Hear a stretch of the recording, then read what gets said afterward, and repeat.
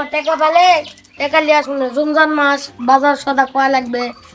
রমজান মাস বাজার সদা না করলে ভাত পাম কে? সেদিনে মহাজনের কাছে যাই টাকা পাই নাকি? ওই যে মহাজন আসিচ্ছে চ যাই কিছু পাই নাকি চ। আসসালামু আলাইকুম। ওয়ালাইকুম আসসালাম। কি ব্যাপার তোমরা এখানে? মহাজন আপনার কাছে আসলাম। আমার কাছে কি দরকার? আমার কাছে তো মানুষ এমনি এমনি আসে না। কি দরকার? মহাজন আপনার কাছে আসলাম, যদি আপনি কিছু টাকা দিতেন আমার উপকার হইতো। দেখো বাপু, এটা রমজান মাস, আর রমজান মাসের টাকা কাউকে দিতেছি না। আর এমনি বাপু তোমার অনেক আগের কিছু বাকি আছে। হ্যাঁ, আগের মাসেই তোমার অনেক টাকা বাকি। এটাই তুমি এখনো সুদ দিতে পারো, তুমি আবার আলছো টাকা নিতে। মহাজন দেন টাকা মহাজন, আমি আগের মাসের টাকা এই মাসের টাকা সব মিলাই আমি সামনের মাসের টাকা দিয়ে দিব। আচ্ছা দেখি, আমি ওই কালকে আমি হিসাব করে দেখি, যদি পারিনি কালকে দেখা করিস নি, দেখি দিয়ে কি করা যায়। ঠিক আছে মহাজন কালকে কিন্তু দেন মহাজন, কালকে দেন। আচ্ছা আচ্ছা, দেখবো না যে জায়গার যেটা কথা বলছিলি ওটা কি দেখছিলি? ওটা দেখিস নি? চোখ কান নজর দিতে হবে, না দিলে হবে? এই যে জায়গাগুলো দেখতেছিস না, এই জায়গাগুলো সমান করে মানুষ লাগাই দিয়ে এই জায়গাতে একটা খামার দিতে হবে। ঠিক আছে,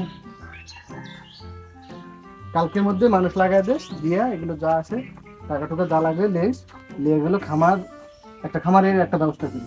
আচ্ছা ঠিক আছে, এগুলো যারা গাছ এগুলো আছে না, এগুলো গাছ সব কেটে ফেলাস।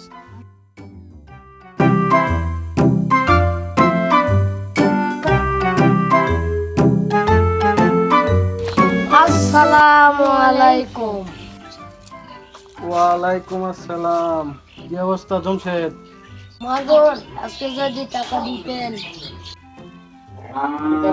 টাকা তো বিষয় না, কিন্তু তোরা তো টাকা দিতে চাস না সময় মতো, এই জন্যই তো সমস্যা হয়। আচ্ছা, টাকা কিন্তু সময় মতো দিতে পারবি তো? টাকা কিন্তু সময় মতো দিতে হবে। মহাজন আজকে টাকা দেন, কষ্ট করে হলে সময় মতো আপনার টাকা দিয়ে দিব। তাহলে তো কথা ওটাই থাকলো, সাক্ষী তুইও থাকলি, আমার লোকও আছে, টাকাটা সময় মতো দিয়ে দিস। কয় টাকা লাগবে? মহাজন 1000 টাকা দিলে উপকার হয়। টাকা তো 1000 নেই রে, 500 টাকা রাখ, আর সময় মতো টাকাটা দিয়ে দিস। হ্যাঁ, আধারা লেখা রাখি।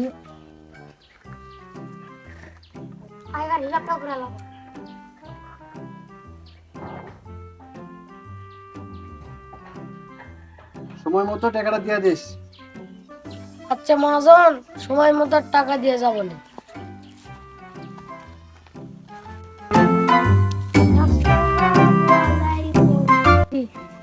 ওয়ালাইকুম আসসালাম হুজুর। ভাই সাহেব এখানে কি করতেছেন? হুজুর ওরা আইছে আর কি কিছু টাকা লওয়ার জন্য আর কি, তাই আর কি কথা বলতেছিলাম। ভাইজান সুদ নেওয়া এবং সুদ খাওয়া দুটাই হারাম। হুজুর এটা তো সুদ বলে না, এটা কিছু টাকা মানুষ গরিবদেরকে একটু সাহায্য করিচ্ছে, হেল্প করিচ্ছে, তারা খুশি হয় আমার কিছু দিতেছে, এটাকে তো সুদ বলে না হুজুর। দেখেন ভাইজান, আল্লাহর বিধানে আছে সুদ খাওয়া হারাম। তাই ভাইজান সুদ না খেয়ে আমরা যতটুকু পারি তা তা আমরা মানুষকে হেল্প করব। জি হুজুর, আপনি খুব সুন্দর কথা বলছেন।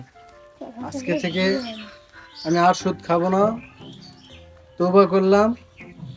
আর যারা সুদ খায় তাদের সবাইকে বলতে চাই, আপনারা সুদ খাবেন না, সুদ খাওয়া সত্যি হারাম।